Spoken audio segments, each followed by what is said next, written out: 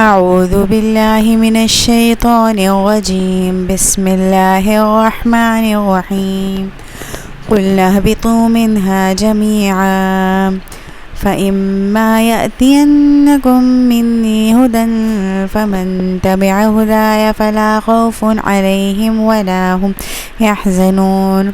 ہم نے کہا تم سب یہاں سے چلے جاؤ، جب کبھی تمہارے پاس میری ہدایت پہنچے تو اس کی تابعداری کرنے والوں پر کوئی خوف و غم نہیں۔ ہم نے کہا، یہ جو ہم کا ورڈ یوز ہوا ہے یہاں پہ، اللہ تعالیٰ کبھی کبھار اپنے لیے پلورل کی ٹرم یوز کرتے ہیں، یہ out of regard and respect ہوتا ہے، مطلب اٹ ڈزنٹ مین پلورل، یہ رسپیکٹ کے لیے ہوتا ہے۔ جب کبھی تمہارے پاس میری ہدایت پہنچے، مطلب یہ کہ جب بھی اللہ تعالیٰ کی طرف سے کوئی وحی نازل ہوگی اور اس کی تابعداری کرنے والوں پر کوئی خوف و غم نہیں ہوگا، یعنی کہ جب ہمارے پاس ہدایت آ جائے گی اور اس ہدایت کو اگر ہم فالو کرنا چاہیں گے تو اللہ تعالیٰ یقیناً ہمارے دلوں کو خوف و غم سے نکال دیں گے۔ یہ جو ڈپریشن کی بیماری ہوتی ہے، یہ بے چینی ہوتی ہے دلوں میں، اور انسان کا مایوس رہنا اور خوش نہ رہنا، نعمتوں کی ناشکری کرنا، اور یہ جو حسد، بغض، کینہ، یہ جو بھی دلوں میں بیماریاں ہوتی ہیں جن کی وجہ سے غم ہوتا ہے اور خوف ہوتا ہے، ہمیں انزائٹی ہوتی ہے، ڈپریشن ہوتا ہے، جو آج کل کی بھی اتنی بڑی ڈسکشن ہے اس بات میں کہ آج کل بھی سب سے بڑا ڈیزیز یہ ہے، جس کے پاس سب کچھ ہوتا ہے اس کے پاس سکون نہیں ہے، مال و دولت ہے، لوگ رش کر رہے ہیں ایسی زندگیوں پر، لیکن اگر آپ ان کی زندگی قریب سے دیکھیں گے تو ان کی زندگیوں میں سکون نہیں ہے۔ تو اللہ تعالیٰ نے کہا ہے وہ جو سکون ہے وہ میری ہدایت پہ چلنے سے آئے گا، ٹھیک ہے؟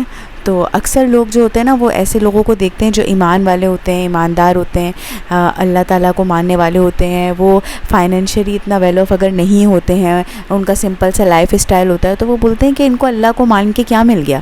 تو ان کو یہ ملتا ہے، اللہ تعالیٰ جنت میں سے ایک نعمت دنیا ہی میں اس کا مزہ چکھا دیتے ہیں، اور وہ کیا ہے؟ سکون، امن، خوشی، خوف و غم سے ان کا دل جو ہوتا ہے وہ آزاد ہوتا ہے۔ والذین کفروا وکذبوا بآیاتنا اولئک اصحاب النار، اور جو انکار کر کے ہماری آیتوں کو جھٹلائیں، ہم فیہا خالدون، وہ جہنمی ہیں اور ہمیشہ اسی میں رہیں گے۔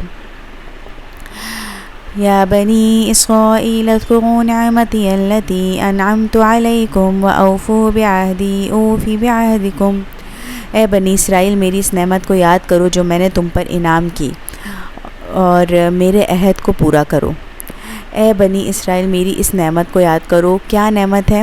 اللہ تعالیٰ نے بنی اسرائیل پہ بہت سی نعمتیں نازل فرمائیں، جیسا کہ ان کو نبوت دی گئی، ان کو حکمت دی گئی، ان پر من و سلوہ اتارا گیا، ان کو طاقت دی گئی، ان کو تمام جہان والوں پر فضیلت دی گئی، اور یہ کہ ان سے کچھ غلطیاں ہو گئی تو اللہ تعالیٰ نے ان کی غلطیوں کو معاف بھی کرایا، جیسا کہ وہ حضرت موسیٰ علیہ السلام جب چلے گئے تھے اللہ تعالیٰ سے کلام کرنے کے لیے تو انہوں نے ایک بچھڑا بنا لیا جس کی وہ عبادت کرنے لگے، جب پھر اللہ تعالیٰ کی طرف وہ لوٹے تو اللہ تعالیٰ نے ان کو معاف کیا، اور بنی اسرائیل میں ہی سب سے زیادہ پیغمبر آئے، تو اللہ تعالیٰ نے ان کو بہت فضیلت دی تمام لوگوں پر، ان کو حکمت، نبوت، شریعت، یہ سب چیزیں دی گئیں، لیکن یہ ہے کہ وہ اللہ تعالیٰ ان کو احسان کیوں یاد دلا رہے ہیں؟ تاکہ اللہ تعالیٰ یہ کہہ رہے ہیں کہ بھائی تم وہ عہد پورا کرو جو تم میرے ساتھ کرتے ہو، اور میں تمہارے عہد کو پورا کروں گا۔ اب اللہ تعالیٰ کے ساتھ جو عہد کیا جاتا ہے وہ کیا ہے؟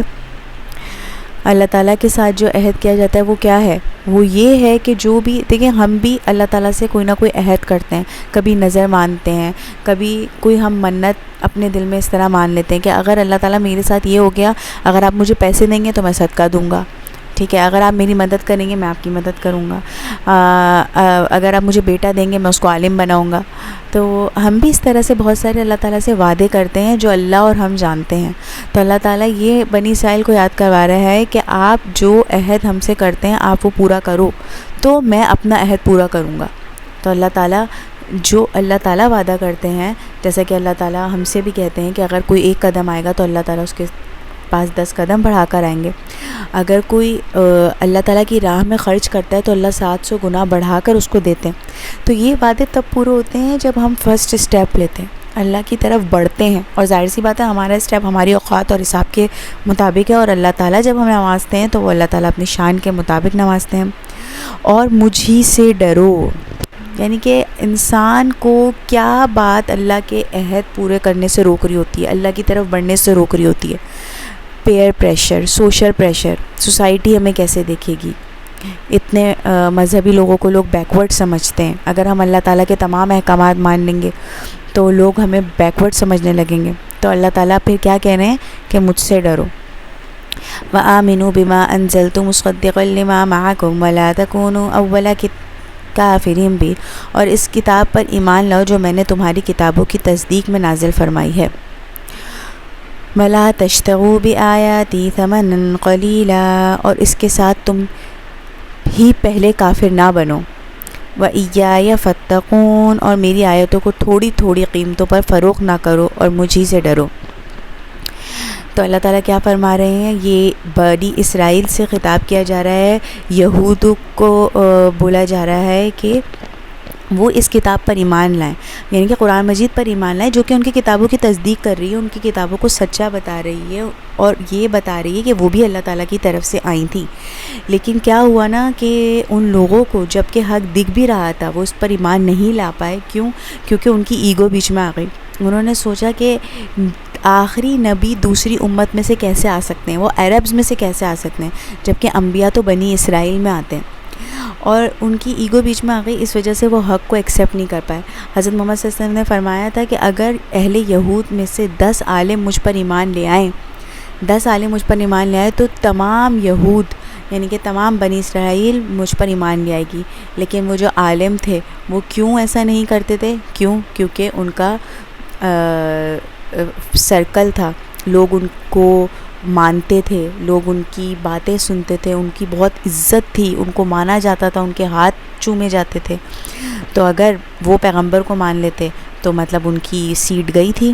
تو اس وجہ سے وہ ان پر ایمان نہیں لے کر آئے. آج بھی ایسا ہوتا ہے کہ جب کوئی حق بات کہنے والا انسان آتا ہے اور وہ بتاتا ہے کہ قرآن مجید میں یہ کہا گیا ہے, آپ لوگ اس بارے میں بات کیوں نہیں کرتے؟ قرآن مجید میں ان لوگوں کے لیے لڑنے کو کہا گیا ہے جو کہ مظلوم ہیں, فلسطینی ہیں. جیسے کوئی اگر اس طرح کی آواز اٹھاتا ہے تو لوگ بولتے ہیں کہ آپ کون ہیں. یعنی کہ ہمیں یہ دیکھنا چاہیے کہ جو آگے والا بندہ بات کر رہا ہے وہ حق ہے یا باطل ہے, اور پھر ہمیں اس کا ساتھ دینا چاہیے اور اپنی ایگو میں نہیں پھنسنا چاہیے. جیسا کہ پہلے والے لوگ بھی پھنس جاتے تھے اور ہم بھی آج کل پھنس جاتے ہیں. اگر کوئی حق کی بات کرتا ہے تو ہم کہتے ہیں آپ کون ہے بھائی,